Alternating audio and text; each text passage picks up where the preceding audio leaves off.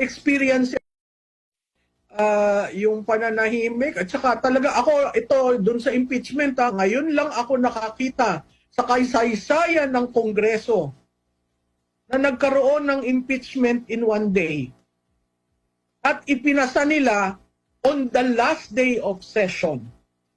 Yun ang makikita mo talaga politika. Kasi yung dating mga experiences natin sa impeachment, magmula sa ombudsman, sa vice president, sa chief justice, it took a while. Very transparent, accountable yung process, kahit hindi mo nagugustuhan ang impeachment court na nangyayari, bukas sa taong bayan. Pero mo itong ginawa ng House, nagpass sila ng articles of impeachment na walang nakakakita. Bakit ko nasabi yan? Yung tatlong final,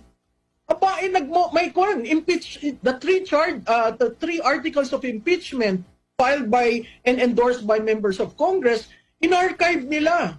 So ang pinasa nila ngayon is an articles of impeachment na walang nakakaalam kung anong complaint na nandun.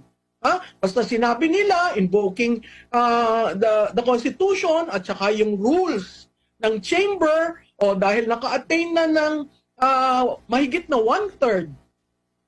Impeach na si VP at bayaan mo na sa Senado. Yan ba'y responsableng behavior ng legislator?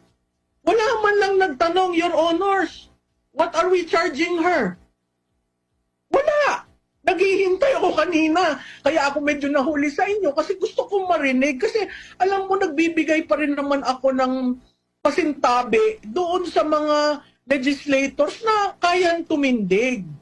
Unfortunately, ako'y nalulungkot. Wala man lang isang nagtanong, Your Honors, what are the articles of impeachment?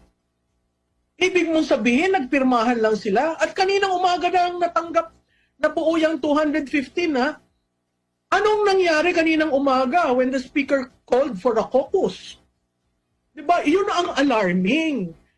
Kasi ini-impeach nyo, hindi bali kung minority vice president ang ating current vice president. Hindi po. Hindi rin po siya by plurality. Okay?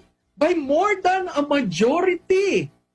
Nahalal siya. Ano po yun? Ang sinasabi pa ng mga legislators, wala kaming pakailam dyan sa mandate mo. Basta i-impeach ka namin. So ang taong bayan ho nagtatanong, ilan lang namang oras bago nagkaroon ng decision, no? Nagtatanong, ano po yung charges na inyong pinagbotohan at nakakuha daw ng 215, kaya verified complaint. Ano po yun? Kasi hanggang ngayon, sa tingin ko ni isa sa inyo, hindi nyo alam. So babalik tayo sa eleksyon.